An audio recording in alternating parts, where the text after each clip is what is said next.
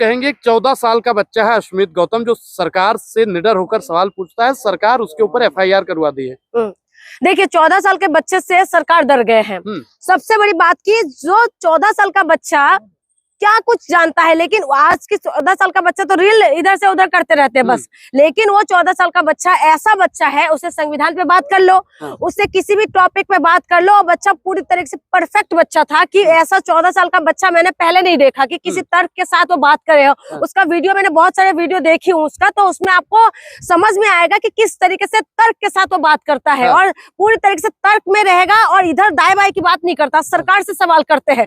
लेकिन उस बच्चे के ऊपर फायर कर दिया और सरकार डर गए। सरकार ऐसा एक बच्चा है जो पाखंड फैलाते रहते हैं, लेकिन उसको जो है सरकार उसको इनाम देते हैं और इनाम में उसको सरकार इनाम देते हैं। खुद नितिन गडकरी जी उनको इनाम देते हैं, लेकिन ऐसा एक 14 साल का बच्चे से सरकार डर गई जिसके ऊपर एफआईआर हो गए। आप बताएं 14 साल का बच्चा, जो बच्चे 18 ईयर से कम होता है, अगर बलात्कार करते हैं उनको बाल सुधार केंद्र में भेज देते हैं। आज ये 14 साल का बच्चे के अंदर इतना खौफ है कि बच्चा जो अंबेडकर को पढ़ते हैं, जो कलाम को, अब्दुल कलाम जी को पढ़ते हैं, इसीलिए उनको इतना खौफ है कि उनको एफआईआर दे के उसको कानूनी दाव पे फंसा दिया जाए और बच्चा जो है आगे कुछ करने के लिए सोचे भी ना पाए।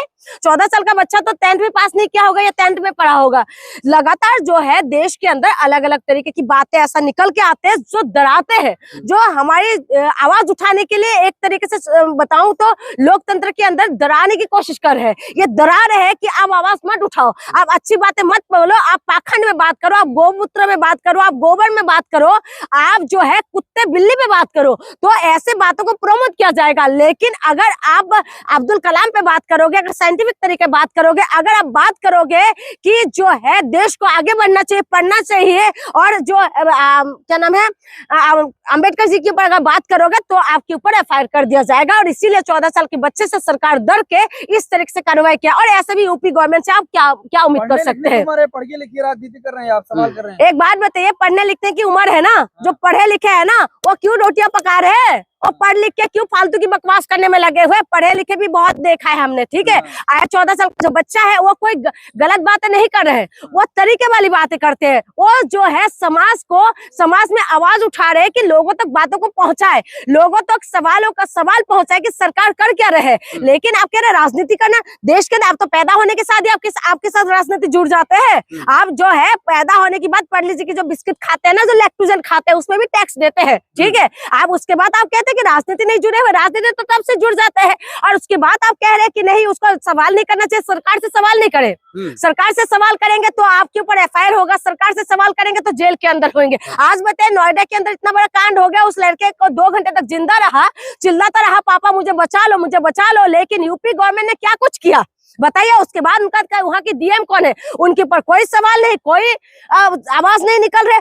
2 घंटे तक कोई बंदा चिल्लाता रहता है कि मुझे बचा लो, मुझे बचा लो। धर्म बचाना जरूरी है, धर्म रहेगा। यही तो मैं कह रही हूँ। शास्त्री जी ने कहा कि तिरंगे में चांद आ जाएगा, धर्म बचाना बहुत जरूरी है। मैं वही तो कह रही हूँ, धर्म के नाम पे धंधा कर रहे हैं ये लोग, धर्म के नाम पे ये लोग जो है हेलीकॉप्टर में घूम रहे हैं, धर्म के नाम पे ये लोग आपको जो गोमूत्र गोबर में फंसा के रख रहे हैं और ये लोग खुद हेलीकॉप्टर में घूम रहे हैं। आप बताइए कि धीरेन्द्र शास्त्री की पास कितना बड़ी बड़ी गाड़ियां हैं। धीरेन्द्र शास्त्री क्या आपकी जैसे ऐसे फटीहर कपड़े पहन के घूमते हैं क्या? हल्दी चंदन लगा के पूरा चकाचक मस्त बन के घूमता रहता है। आप बताओ, आप बताइए ना। उसके बाद वो कहते हैं कि चांद आ गए तो हमें तिरंगा का चांद बना के रखना है। चांद की जब बात करते हैं, ऐसा तो हमारे हिंदू समाज में भी होता है कि महिला जो है जो व्रत रखते हैं, करवा चौथ की व्रत रखते हैं, उस वक्त तो रात को जब तक चांद को ना देखे तब तक पानी नहीं पीते, तभी तो पति उनको पानी पिलाते हैं। और चांद को देखते तो करते, ये चांद सूरज को बांट दे, ये कपड़ों को बांट देते, फलों को बांट देते हैं, ये लोग रंगों को बांट देते हैं। ये क्या देश बना रहे हैं हम लोग? हमारे देश कहाँ जा रहे हैं? देश के अंदर जो है शिक्षा, स्वास्थ्य, बिजली, पानी में बात होना चाहिए। आज बताइए कि नोएडा के अंदर जो लड़का मरे है वो किसकी नाकामी की वजह से? अगर हमारे देश का अगर हिंदू मुसलमान करते रहेंगे ना तो ये दूर नहीं है कि हम भी कुत्ते बिल्ली की जैसे मरेंगे। इस देश के अंदर कुत्ते बिल्ली से भी, कुत्ते का भी इंसाफ मिल जाते हैं, लेकिन इंसानों का इंसाफ नहीं मिलते। और तभी तो जीवित रहेंगे। मैं वही कह रहा हूँ, धर्म रहेगा ना, धर्म को रखिए ना। आपको किसने बोला कि धर्म को आप वो मत करिए? धर्म को रखिए। लेकिन इस तरीके की भड़काऊ भाषण किस वजह से देते हैं? इस तरीके की भड़काऊ बातें किस वजह से कहते जात पात नहीं रहेंगे, ना शर्म के ना बर्मा, और ऐसे कुछ बोला था बयानों में ना, जात पात को करो विदाई, हिंदू भाई। तो जात पात की जब बात आते हैं, जब दलितों को जो है मूत्र पिलाया जाता है, तो कहाँ रहते हैं धीरेन्द्र शास्त्री जी आप? जब आप, मैं ये पूछना चाहती हूँ, जब उड़ीसा के अंदर जब दलितों को घास खिलाया जाता तो आप कहाँ रहते हैं? जब महिलाओं के साथ बलात्कार होते हैं, बलात्कार करके छोड़ दिया जाता है दलित बेटियों के साथ, तब आप कहाँ रहते हैं? आप उस वक्त कहाँ रहते हैं जिस वक्त जो है महिला इंसाफ मांगते हुए दर भटकते रहते हैं? उस वक्त क्या हिंदू महिला नहीं होते? अंकिता भंडारी के लिए क्या धीरेन्द्र शास्त्री ने एक सवाल उठाया? क्या उन्नाव की बेटी के लिए धीरेन्द्र शास्त्री ने कुछ बोला है? ये सारी महिला जो है ये क्या हिंदू नहीं है? और दूसरी बात मैं आपको बता दूं कि जब दलितों के ऊपर कुछ अत्याचार होते हैं तो कहाँ चले जाते हैं? हाँ, धर्म बचाने के लिए दलित सबसे पहले आ जाए, झंडा उठा उठा के आ जाए, भाई हम भी धर्म बचाते रहेंगे। लेकिन जब बात आते हैं महिला सुरक्षा की, जब बात आते हैं दलितों के लिए आवाज उठाने के लिए, तब कहाँ चले जाते हैं? मुसलमान तो तुम्हारी जीजा है भाई, मुसलमानों को तो तुम लोगों को जीजा बना के रखा हुआ है, दुल्हा मियाँ, ठीक है। लेकिन जो है हिंदू के नाम पे तुम लोग धंधा करते हो, लेकिन हिंदू मरने में मर जाए, लेकिन तुम लोगों का आवाज नहीं निकलते।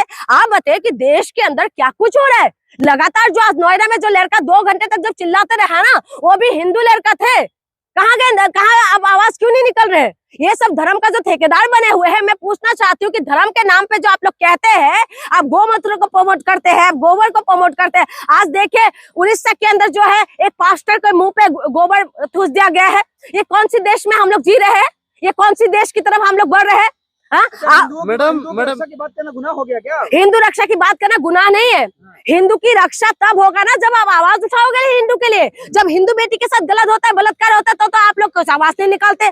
कुलदीप सिंगर की जैसे बलात्कारी के विपक्ष में आप लोग कुछ बोलते नहीं है। आप बताइए तब आप कहाँ से हिंदू भाई भाई करते हैं? देखिए, पहले धर्म को बचाना है, क्योंकि धीरेन्द्र शास्त्री ने कहा कि वेद को ना मानने वाले बच्चे नावेद और जावेद बनेंगे। एक बात बताइए, ना तो नावेद से कोई मतलब है मुझे, ना तो जावेद से मतलब है। हाँ। ठीक है, मुझे इस देश से मतलब है। मैं पूछना चाहती हूँ, जो बच्चे को ये लोग उकसा रहे हैं कि देश की जो बच्चे आज पढ़े लिखे, जो नौजवान आज इधर उधर भटक रहे हैं, जिसके पास आज रोजगार नहीं है, जिसके पास आज सुरक्षा नहीं है, जिसके पेपर देने जाते हैं पेपर लीक हो जाते हैं, जिसके घर में खाना नहीं है, जिसके घर में राशन नहीं है, जिसके ऊपर सुरक्षा नहीं है, उन बच्चों को जो तुम भटकाने के नावेद जावेद के नाम पे जो डराने की कोशिश कर रहे हो, बांग्लादेश के नाम पे जो डराने की कोशिश कर रहे हो, देश के अंदर क्या कुछ हो रहा है उसमें बताइए ना। अब नावेद और जावेद के सिवा इस देश के अंदर कोई मुद्दा ही नहीं है क्या? एक मुसलमानी ऐसा मुद्दा है जिससे इनकी राजनीति चमकते है। किसी एक विशेष पार्टी के लिए जो है ये बेटिंग करने वाले लोग हैं। इनको ये नहीं है कि देश के अंदर इस तरीके की बयान देने से क्या कुछ होगा। आप बताइए ना, नावेद जावेद की जो बात कह रहे हैं ना, अब्दुल कलाम जी भी तो मुसलमान ही थे ना। इस देश को जो है मजबूत करके गए हैं, ठीक है, जो परमाणु बम बना के गए हैं। आज हम देश को अगर दूसरे को अगर जो आंखें लाल आंख से दिखाने की बात करते हैं ना, ये अब्दुल कलाम जी की वजह से है, जिन्होंने परमाणु बम से इस देश को मजबूत किया। और उसके बाद आप कहते हैं नावेद और जावेद, नावेद जावेद के करो ना साइड में। आप बताइए ना, राम रहीम की जैसे बलात्कारी को बार बार पैरोल क्यों मिलते हैं? सवालों का जवाब दीजिए कि राम रहीम की जैसे बलात्कारी बाहर कैसे आ जाते हैं बार बार? वो बलात्कारी है ना, मैंने नहीं बोला, ये कोर्ट ने प्रूव किया। आसरम बापू, वो नावेद और जावेद तो नहीं है, उनका नाम तो आसरम बापू है ना। लेकिन उनको वो भी तो पॉक्सो एक्ट में, वो तो जेल के अंदर थे। वो तो कोर्ट ने उनको साबित किया था कि ये बलात्कारी है। वो कैसे बाहर आ जाते? उनके लिए धीरेन्द्र शास्त्री जी क्यों नहीं बोलते? हम तब मानेंगे ना कि धर्म की रक्षा है, जब बराबरी की बात करेंगे। हम प्रेमानंद महाराज जी को मानते हैं, हम मानेंगे तब ना। आप बताइए ना, आप आज धर्म क्या सिखाते? सनातन इतना कमजोर है क्या? धर्म क्या सिखाते हैं? हमारे देश के अंदर ना जौहर करने वाली महिला, हमारी महिला भी इतना मजबूत थी ना कि जौहर खुले आम अग्नि में कूद जाते थे। हमारे देश के अंदर तमाम एग्जाम्पल है, जो है लड़ते हुए बड़ी बड़ी वीर जो है ना सबक सिखाए थे। ये देश के कमजोर देश है क्या? ये देश हमारी मजबूत देश है। लेकिन इन जैसे बाबा पाखंड फैला के ना देश को कहाँ लेके जा रहे? आज बताइए, अमेरिका AI बना रहे, अपनी जनता को मजबूत कर रहे हैं, ठीक है, और उड़ता हुआ कार बना रहे। चाइना को देखिए, आज यूनिवर्सिटी के मामले में, पढ़ाई की शिक्षा के मामले में आगे पहुंच चुके हैं। वो लोग हर चीज में आगे कैसे अपने नागरिकों को मजबूत करे उसमें देखते हैं। और हमारे देश के अंदर क्या करे कि तिरंगा में अगर चांद हो गया तो आप बताइए, चांद जो हिंदू महिला जो वो तोड़ते हैं, व्रत तोड़ते हैं, तो चांद नहीं निकलते तो व्रत ही नहीं टूटे। आप क्या बोलना चाह रहे हो? किसकी तरफ इशारा करते हो? आज आप जो है सबको अलग थलग करके क्या देश चलेगा? हाँ, आप मैं बता रही हूँ, इस देश के अंदर जो है माँ गंगा को पूछते हैं, नदियों को पूछते हैं, हाँ, नारियों को पूछते हैं, और उसके बाद गाय को पूछते हैं। लेकिन माँ गंगा की हालत देख लीजिए, यानी कि नदियों की हालत देख लीजिए, नारियों की हालत देख लीजिए, और गौ को माता मानते हैं ना, उनका हालत देख लीजिए। जिसको पूछते हैं उन्हीं का हाल इन्होंने बेहाल करके रखा है, उनके लिए इनका आवाज नहीं निकलते।